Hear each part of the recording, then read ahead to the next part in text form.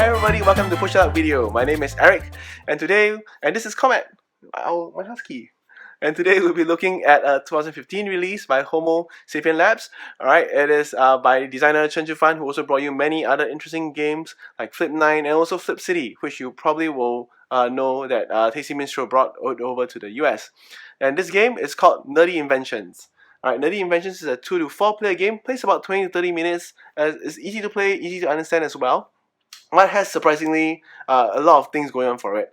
So Nerdy Inventions, it is a dice management type of game. Alright, you'll be rolling dice, you'll be using these dice as best as you can to get to invent stuff. Alright, or to use them to refresh your inventions so you can use them again. And basically what you're trying to do is when the game ends, and it can end in two different ways. When the game ends, you want to have the most points in inventions, alright, than the other player, and then you win the game. So let's take a look at the game components, how to play the game, and my thoughts about the game. Alright, so these are the components you get in the game of Nerdy Inventions. Now in Nerdy Inventions, you get a whole set of cards. Alright, the cards are nice quality, very smooth finish, but it kind of makes it a bit difficult to shuffle, so you need to be careful of that. But it's still nice thick quality cards. There's also nice thick quality cardboard here. There's also 4 white dice here, and then it all comes in a nice little box like so. Alright, I really like that Homo Sapien Labs is going with similar to Oin Games and how they have high quality game components in a very nice neat little box that you can carry with you anywhere you want. So it's very portable, very easy to bring around and play this game. Alright, so good components and good quality.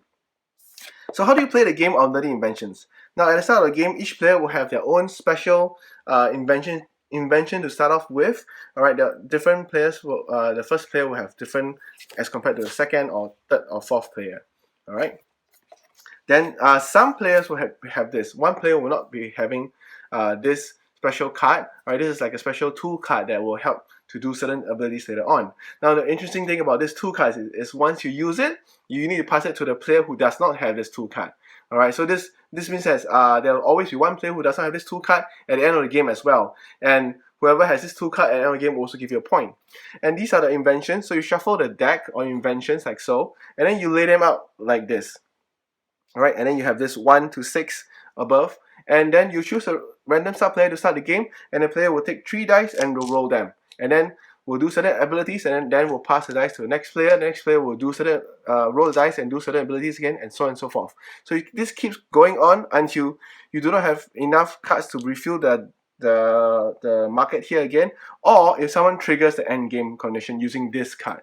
Alright, so you see that this card has special little symbols here that basically tell you that you can trigger the end game. Alright, okay, so how do you play the game itself? You take the 3 dice, you roll them. Now using these 3 dice, you can do a few different things. One of them is to try to get one of these cards. Now to get the cards, you usually have to meet the requirement on top. So for example, in this case, alright, you want to try to meet the requirement, you must have number 2 and number 3, and this funny gear symbol, this means that it corresponds to whatever number the invention is under. So in this case, I took it from the 1. So you need to have a 1, 2, and 3 to be able to claim this this invention and put it in front of you. Now since we don't have that, like 4, 4, 6, we don't have that, so we can't do anything about it. Next, this is 2, and there's 2 other gear symbols, and it's under the 2, so it's 2, 2, 2. Now in this case, if this was under here, for example, alright, it'll be 2, 5, 5. Alright, so I really like this clever mechanism. This is 3, 3. This is the sum total of all your dice must be more than 12. So in this case, 6, 4, 4 is 14. I could get this invention if I wanted to. This is 5, 5, and the sum total of all this, of the dice in front of you, must be more than 15. So 6, 4, 4 is not enough, so I cannot do this. So I could claim this. So when I claim this, I'll put it in front of me. Everything gets moved down, and then you replace with a new one for next player. Alright? So each invention that you get, alright, there's certain special abilities. First, you will note there's this little tree here at the bottom left hand corner that indicates the number of points there are in this invention that you have at the end of the game. Alright, this little symbol here is a bit hard to see, but it means that there's 3 of these cards in the in the deck as well. In the deck, yeah, correct. And I think that and also yeah, and now you can use this. That's also the special ability here. Now you can use the ability. So what this means is that during your turn, if you tap this, you can now convert one dice into two components. So I can convert a 6 into a 5 and a 1, or a 2 and a 4. Alright, so this is quite useful. Inventions that you use will be tapped and will not be refreshed unless you spend a dice, alright, that is of equal to or higher number than this. So for example, if I had used this in my previous turn and I roll a 4, I can spend the 4 to refresh it. Now this 4 cannot be used to do anything else really. So once I use this, I cannot use it for any other ability. So that's another thing that you can do with the dice. So a lot of them have special abilities. The tool card is interesting because you can use this tool card in conjunction with another card that you have. You can tap it and you can now plus and minus to a dice the level that is on the tool card. So in this case it's a 1. The font is not very good, but this is a 1. I can now, if I use this card, I tap this and I tap this invention, I now can add a 1 to add or minus a 1 to any of my dice. Alright, and then I need to pass this to the player who does not have it.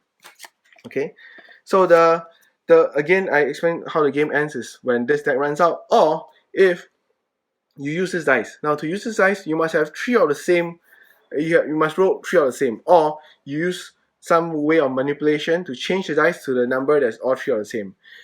And it means that the game will end immediately. Alright, the game will end immediately, and the player who played this will still get to add the dice value that you use to end the game into your final score. So in this case, if I had 3 4s, alright, I'll add 4 points to my final score and trigger the end of the game. So the end of the game happens, you check all the points that you have, including this one. So this one, you see that it gives you a 1 point as well. Alright, and then whoever has the most points will win the game. So that's it, very straightforward. Let's go to my thoughts about the game. So what do you think of the game Nerdy Inventions? Now it is a pretty interesting game because the way that you need to manage dice is very similar to games where like Kingsburg, for example, you're managing dice, you're trying to use the dice to help you to get different inventions, and also you can use the dice to power up your inventions, refresh your inventions, and then use these inventions to try to get as many different inventions as you can. Especially like how the players can control when the game ends, because there's those 2 cards that allow you to control when the game ends. They keep everybody up on their toes. Oh, now that, for example, let's say Brian has gotten that particular invention that will help him to end the game quickly. So now we need to make sure that we got enough points. The good thing is that a lot of the points are all on the board. There's no like hidden points and stuff like that. So it's very easy to see who is leading and who is not.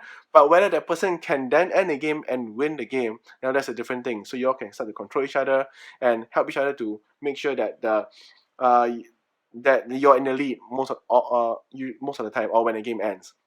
There's also the very interesting tool card that you can pass to each other whenever you use this ability. It gives you 1 point, but at the same time the power is pretty attractive that you want to choose to use it most of the time if you can. So all in all, I would say that Nerdy Inventions is a recommended game. You can check it out if you like this sort of dice management games. And thanks to Homo Sapien Labs for this review copy, and thank you so much for watching.